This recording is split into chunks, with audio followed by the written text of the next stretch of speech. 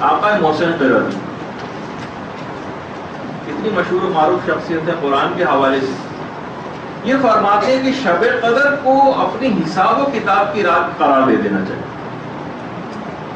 حتیٰ کہ فرماتے ہیں کہ کتنی رقوم شرعیہ مجھے نکالنی ہے اس سال، اس بات کو بھی شب قدر میں متعین کرنا چاہیے، بلکہ کوشش کریں اگر ممکن ہے۔ اس کا خاص طریقہ ہے فقہ اسلامی میں جو ابھی میں اپنی خدمت میں عرض نہیں کر سکتا، زیادہ تر کے تو علم میں بھی ہے، کہ خمس کی تاریخ بھی کوشش کریں کہ شب قدر ہی میں معین کریں، یعنی میں 23ویں شب میں مثلا خمس نکالوں گی۔ وہ فرماتے ہی ہیں کہ اس سے فائدہ یہ ہوگا کہ جو بھی کام آپ شب قدر میں انجام دیتی ہیں وہ 1000 سے ضرب ہو جاتا ہے، اور 1000 تو محاورے کے اعتبار سے ہو سکتا ہے وہ، ورنہ سمجھیں کہ انفینٹی سے ملٹیپلائی ہو جاتا ہے، یعنی کچھ احساس ہی نہیں کیا جا سکتا، درک ہی نہیں کیا جا سکتا اس کا ثواب اور فائدہ کتنا ہوگا۔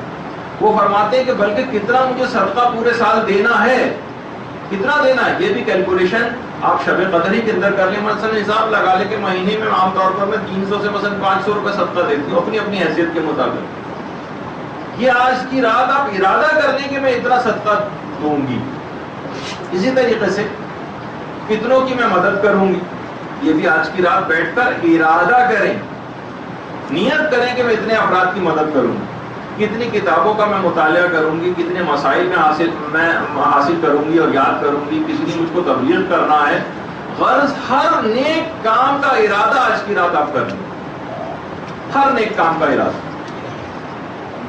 تو اس ہر چیز کا منصوبہ شب قدر کے اندر بنا، پروردگار 1000 سے ضرب دے دے گا، یعنی اگر 1 گھنٹہ عام زندگی میں آپ علم حاصل کرتی ہیں تو 70 سال کی عبادت کا ثواب دلواتا ہے، کہ جس میں دن میں روزے رکھے گا اور پوری رات عبادت میں بسر کی گئی۔ شب قدر میں گویا 1 گھنٹہ علم دین حاصل کرنے کے لیے وقف کرنا آپ کو 70,000 سال کی ایسی عبادت کا ثواب دلوائے گا جس میں تمام کے تمام دنوں میں روزے رکھے گئے اور راتیں عبادت میں بسر کی۔ 1 گھنٹہ فقط 70,000 سال، آپ سوچئے تو 70,000 کتنا ہوتا؟ کوئی مثلا مرد اب بھی اگر سوچے، اور خواتین بھی ویسے شریک تو ہو سکتی ہیں، عام طور پر خواتین جاتی بھی ہیں جہاں کسی کا انتقال ہوتا ہے ویسے پہنچ جاتی ہیں، لیکن تشییع جنازہ کے لیے ہر قدم پر 10 کروڑ یا 70 کروڑ گناہ معاف ہوتے ہیں، 10 کروڑ یا 70 کروڑ نیکیاں اس کے نامہ اعمال میں لکھی جاتی ہیں، 10 کروڑ یا 70 کروڑ درجات اس کے بلند ہوتے ہیں، ایک ایک قدم کے بدلے، یہ نہیں کہ پورے جب تک کہ وہ دفن نہ کرتے، نہیں، ہر ایک ایک قدم کے بدلے۔ اور اس کا مطلب یہ کہ اگر یہ رات 1000 سے ملٹیپلائی ہوتے تو 70 کروڑ کو آپ 1000 سے ضرب دے دیں۔ میرے پاس تو کوئی کیلکولیٹر نہیں ہے ایسا کہ جو اس کا نتیجہ آپ کو دکھا سکے کہ کتنا زیادہ ثواب فقط نیت کرنے سے آپ کو حاصل ہو جائے گا۔ تمام یہ رات کو منصوبوں کی رات بنائیے، نیک کاموں کی لسٹ بنائیے کہ مجھے سال میں کیا کیا کرنا ہے، اتنا نامہ اعمال کو بھاری کر دے گا آپ کی منصوبہ سازی آج کی رات کہ آپ میدان قیامت میں اپنے پگڑے کو دیکھ کر حیران اور سرگردہ ہو جائیں گے کہ آخر یہ کس قدر ممکن ہے انسان باقاعدہ پہچانے گا نہیں کہ یہ میرے نامہ اعمال ہیں اتنے زیادہ، میں نے تو اتنے انجام نہیں دی۔ اسی طریقے سے مثلا اس رات کو اگر آپ کو 1 روپیہ بھی صدقہ دینا، 10 روپے صدقہ دینا، ایک غریب کو صدقہ دینا، اس کا معنی یہ کہ گویا 1000 غریبوں کو آپ نے صدقہ دے دیا یا نیت بھی کر لی۔ اسی طریقے سے مثلا کسی ایک شخص کو افطار کرانا، نیت کر لی کہ میں ایک کو افطار کراؤں، مثلا ایک کے معنی 1000 لوگوں کو افطار کرانا۔ یہ حرم امام رضا علیہ الصلوۃ والسلام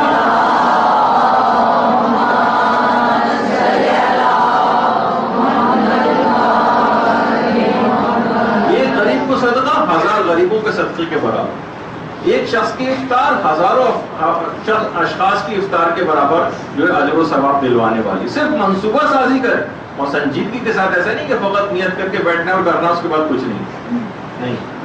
تو آپ اندازہ کریں گویا یہ جتنے بھی افطار یہاں پر نظر آ رہی ہے آپ کو، یہ سب آپ کی طرف سے ہو، صرف اتنا سا صرف نیت کر لینے سے۔ اور یہی وجہ ہے کہ اگر کوئی شخص یہ نیت کرے کہ بھائی اس سال میں دروس اٹینڈ کروں گی مثلا علماء کے، اخلاقیات کے، فقہی مسائل کے، یہ آپ کے سامنے جو ہے علی پناہ اجتہادی. میں سب سے بڑا اور سب سے بہترین جو درس اخلاق ہے وہ آقا علی پناہ اجتہادی کا ہوا کرتا تھا. کچھ ہی عرصے پہلے ان کا انتقال ہوا. اکثر یہ صرف ممبر پر آ کر بیٹھ جاتے تھے اور بیٹھتے ہی رونا شروع کر دیتے تھے.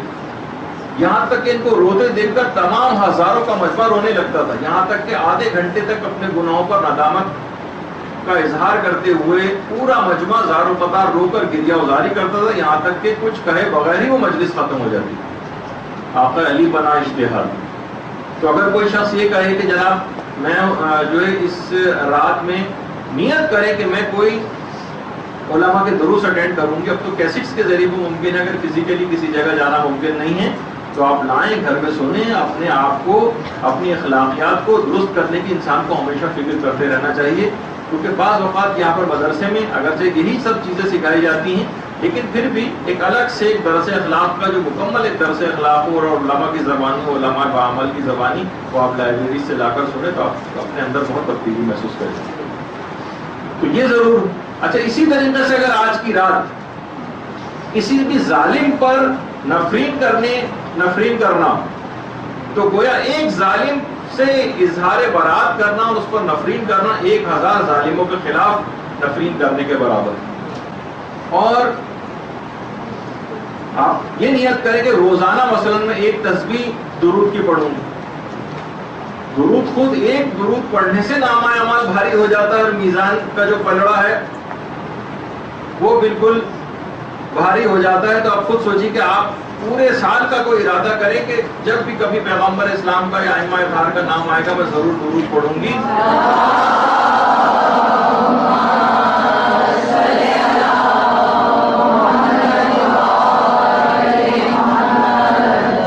نیت کریں باقاعدہ کہ میں پورے سال پردے کی انتہائی سخت پابندی کروں گی. ایران کے اندر باقاعدہ ہفتہ منایا جاتا ہے، حجاب کا ہفتہ، اس کو خوشیوں کا دن قرار دیا جاتا ہے. فخر کا اظہار کرتی ہیں عورتیں کہ ہم باحجاب. پورے سال کوئی موقع ایسا نہیں جانے دوں گی، کوئی شادی کی تقریب، کوئی ایسی تقریب نہیں ہوگی جس میں میں نامحرموں کے سامنے مثلا میک اپ کر. ابھی سے ہی نیت کر لیں کہ میں ایسا نہیں کروں. تو پھر آپ دیکھیے کہ پورے سال حجاب محجبہ ہونے کا اور حجاب کا جو ثواب ہے وہ کس طرح سے شب قدر میں 1000 یا انفینٹی سے ملٹیپلائی ہو کر آپ کو ملے گی. اسی طریقے سے نیت انسان کر لے کہ میں مریض کی عیادت کروں. یا آیت اللہ شیخ جواد تبریزی ہیں جن کا بھی میں آگے چل کر ایک سلسلے میں کچھ ایک واقعہ میں بیان کرنے والا ہوں. میں مریضوں کی عیادت کے لیے جاؤں گی. میں چند ایک اہم مستحبات آپ کی خدمت میں پیش کر رہا ہوں تاکہ آپ کو فقط اس رات نیت کرنا، اور اس فقط نیت کرنا ہی آپ کو اتنا عظیم ثواب دلوا دے گا کہ ہر آیت اللہ، جیسے کہ شیخ محسن قراتی نے بھی فرمایا کہ ہر نیک کام کی منصوبہ بندی اس رات کرنی. عیادت کے لیے جانا یہ کتنا عظیم ثواب. اسی طریقے سے زیارت قبور کے لیے جانا. ایران میں آپ دیکھیں کہ لوگ اس طرح سے عادی ہیں کہ مثلا کوئی اگر موٹر سائیکل پہ اپنے آفس بھی جا رہا ہے تو جاتے جاتے وہ قبر پہ ہاتھ رکھ کے مثلا انا انزلنا پڑھتا ہوا جا رہا. خواتین ان کا بھی جانا بہرحال حرام نہیں ہے، قبرستان وغیرہ خواتین بھی جا سکتی ہیں اور ایران میں جاتی ہیں. تو اس طرح سے کوئی بھی نیت کر لی جائے. اور وہاں پر اتنا زیادہ مانوس ہیں لوگ کہ آپ دیکھ رہے ہیں کہ بچے جس جگہ پہ لیٹے ہوئے اطراف میں کیا ہے، قبور، قبریں ہیں. جو ہمارے یہاں کوئی تصور نہیں کر سکتا کہ قبرستان جسے کوئی منحوس یا چڑیل اور بھوتوں کی مثلا کوئی جگہ سمجھی جاتی ہے، وہاں پر اپنے بچوں کو لے جایا جائے، رات وہاں پر بسر کی جائے، بچے وہاں تکیہ لگا کے قبروں کے کنارے سو رہے ہیں، لیکن وہاں پر ہوتا ہے. خواتین اس طریقے سے قبور کے پاس جا کر تلاوت قرآن کرتی ہیں، اپنے اعزاء و اقارب کے قبور کے پاس. باقاعدہ کسی سے میں نے سنا تھا کہ کی تو بلتستان میں کوئی گاؤں ہے کہ کوئی مرنے والا جو بھی ہوتا ہے 3 دن تک لوگ خیمہ لگا کے اس کی قبر کے پاس بیٹھتے ہیں، اس کی قبر کے اطراف میں، اور مسلسل 3 روز تک مسلسل تلاوت قرآن کرتے رہتے. لوگ باقاعدہ باریاں لگاتے ہیں کہ کوئی وقت ایسا تعطل نہ ہو کہ جو 3 دنوں تک مسلسل قرآن کی تلاوت جو ہے وہاں پر کرتے رہتے. تو آپ خود سوچیے کہ عذاب قبر اور اس کا کیا سب ختم ہو جائے گا، اور یہ اگر نعمت کسی کو اس طرح سے حاصل ہوئی. خواتین اس طریقے سے جاتی ہیں. تو نیت بھی اگر کر لیجیے بہت سے نیک کاموں کی تو بہت اہم آپ کے لیے نامہ اعمال کو وزنی کرنے کا عمل بنے گا.